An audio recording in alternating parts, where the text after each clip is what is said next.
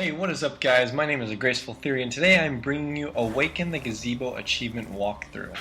So what this is basically me doing is teaching you how to pack-a-punch any weapon within round 1. So we're going ahead and put up the first chalk up there for the 870 MCS. Now we're going to go ahead and make our way over to Leroy's cage and just let him out of there. Or Simple Jack is what I like to call him.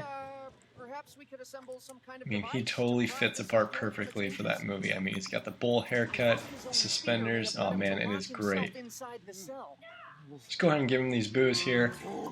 Knock down this first barrier. And we're going to be using him quite a bit in this tutorial. So now that the zombies are going to start to spawn, I'm going to go ahead and just take out all of them and leave at least one behind. So what I like to do is usually shoot 3 to 5 shots into their knees and then finish them off with a nice knife swipe.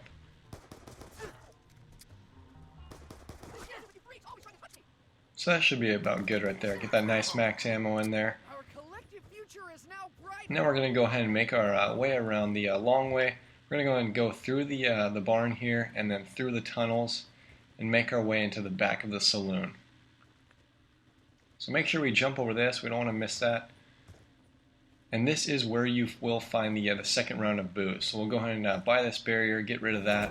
And you'll find them on either one of these tables in here. If they don't spawn in the saloon, it'll go ahead and spawn right back in Leroy's cage. It just depends on that. So the first place we're going to take Leroy is going to be right here by Jug. We're going to go ahead and line him up. He's going to be running all the way down to knock down the barrier for the gunsmith.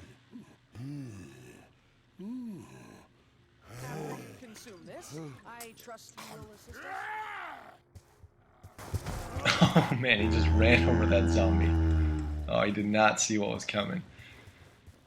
So you'll see that when he knocks on that barrier, I actually made 1,700 points for that. So actually what we're going to be doing is every time we line up Leroy for a barrier, we're going to want to put him back as far back as possible to really maximize the money we're going to be making. And I'm going to go ahead and put up the AN94 right there. Generally it does not matter. You can just wait to do the chalk for the last step if you want to. I just put it up there for now because I do have this kind of a routine of how I like to do it. And that is the weapon that I do purchase to take through the witch's house. So we'll head back to the saloon. This will be our second trip. We're going to go ahead and buy the boos from now on. So it's going to be $1,000, but for each time you knock down a barrier, you usually make between $500 to $700 profit. So it really adds up in the long run. We'll go ahead and turn on the power here. Go ahead and knock 2 things out at once.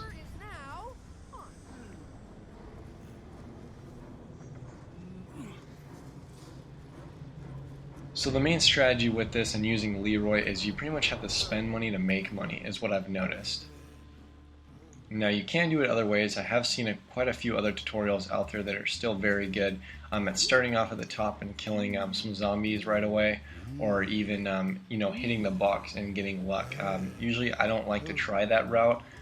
If I get a ballistic knife or I get a really low class weapon, it definitely it really sucks because then I have to start all over, and I usually just don't like try gambling with the box. You'll see that it still barely makes it there, so I still got some points off that. Like I said, if he does miss a barrier at all, it shouldn't matter. You'll still have enough money to go purchase a second or even a third round of boos if you really wanted to. You just can't get hit by the witches. Now, if you do happen to make all the barriers, though, you'll still have, it just depends on how much money that you have, but it should be enough to get hit by the witches at least once. So now I'm going to go ahead and line him up over here by the gunsmith. He's going to be running back down the opposite way towards Jug. I'm going to get him far back here as possible.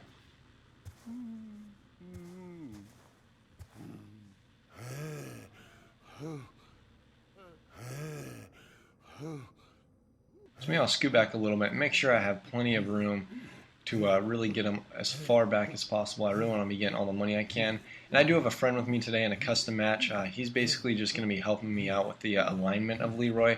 So he's running all the way to the barrier and then coming back and making sure that his back is lined up perfectly. You can do this solo. It is a little bit trickier, but you can do it. If you can, that is awesome, guys. So this is a pretty far route that I just had him run. I actually just made $1,800 off that. I almost doubled what I was making on just spending 1,000 for the booze. So we got about 2 more barriers we got to knock down. So I'm slowly making money, as you see, even after I'm spending it. That is basically the strategy that we are going to be taking here. Now this is a little bit of a longer tutorial to do. I have found it for myself the most effective though, just because it is a lot easier just to be making up enough money rather than, you know, going for the box or, you know, even just trying to kill some zombies up at the top and then come back down here. I found that this is probably the easiest way to do it. So you'll see that Leroy clips looks like the stairway there, and then also the wall over there to the left. Now that does not make a difference as long as he's not coming flush with any walls or hitting any pillars in the way.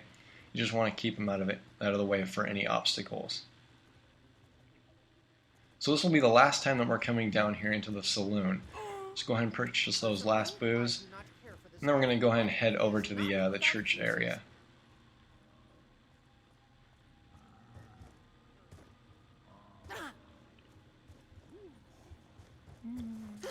And now normally when you knife Leroy, it'll go ahead and get his attention to run a little bit faster. Just, you know, just in case if you don't want to walk slower, just go ahead and give him a quick knife swipe and he should run and follow your lead. Now this one I found is the most trickiest barricade to knock down, just because if he hits that rock to the left or he hits a fountain to the right, you're really going to be screwed with that, so you want to make sure you line him up pretty perfectly here. Alright, looks about good, so we'll go ahead and give him these last boos, get this last barrier out of the way.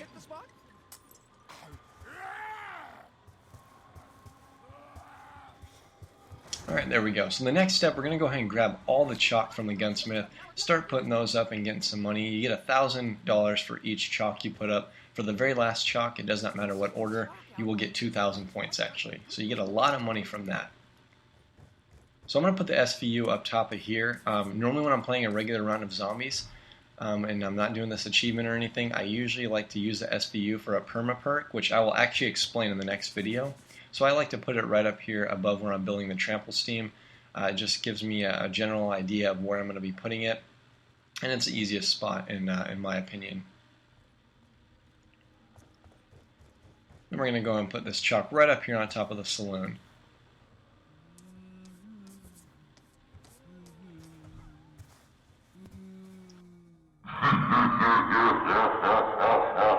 Holy shit. Now we'll go ahead and notice our friendly neighborhood Miley Cyrus coming up there. You know, you gotta watch out for her, man. She might be twerking up in your face. Alright, now we're gonna put this chalk just over here up top of the church. I have found that I really do enjoy this map as part of zombies. I think Buried is probably by far my favorite, so basically just because I really like the layout. I like all the additional features, you know, the chalk, the witches, you know, the Leroy, just all the factors that play in. I really enjoy this map pack a lot. It's got a lot of verticality to it, and I cannot wait to see what the last story unfolds. So we're going to go ahead and open up this door to the general store. You're going to go ahead and see a red flag here in the barrel. Go ahead and grab that. We're going to actually start crafting the trample steam here to go ahead and put up the last chalk. All 4 parts you can find in the same general location. They're all going to be inside the general store. Second part you will find right here on the shelf. And the last 2 parts you'll actually find upstairs. So the last Zombies DLC that is coming out is called Origins. I am super excited to see what that is like. It seems like it's got a World War I setting with like trenches. It's got changing weather dynamics between like snow, fog, and rain. And they also got giant robots. I mean, that sounds pretty exciting already. We'll have to see what kind of stuff goes on with that. I'll be adding plenty of content when that comes out later this month. So the last part you'll find right upstairs here on that table. Go ahead and start crafting that and get the trample steam completely built.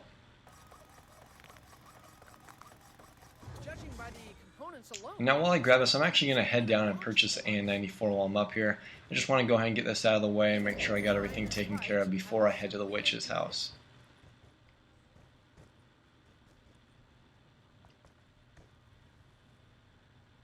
I don't even like this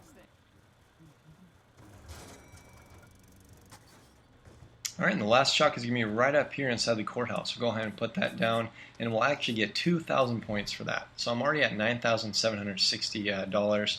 That is actually quite a bit of money. Last thing all I have to do is just purchase a witch's house. So I will have plenty of money to at least get hit once by one of the money-hungry whores there.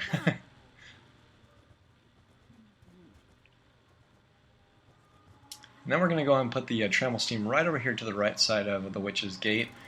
This is going to give you a little spot to launch over so you don't have to knock down that last barricade.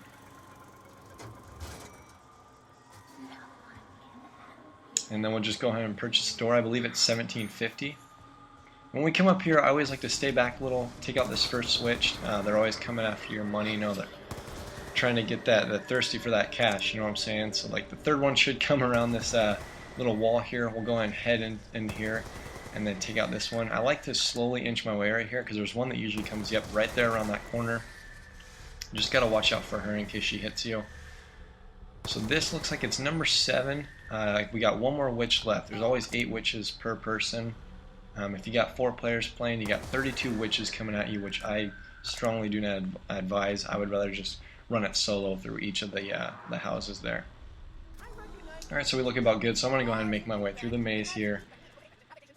And I've noticed the maze does change quite a bit. I believe it's got 4 or 5 different patterns that it spawns in. It's just going to change each time you play, or each time you load up the map, I should say. Alright, it looks like I made my way through, so that is basically it. We're going to go ahead and head down here and pack-a-punch the weapon. Still have $8,510. Did not get hit by the witches, and this is probably the easiest tutorial that I have done yet. These things cannot simply be. So yeah, thanks guys for watching. If you did like the video, go ahead and drop a like or hit the subscribe button below. And until next time, take care. I will see you guys again soon.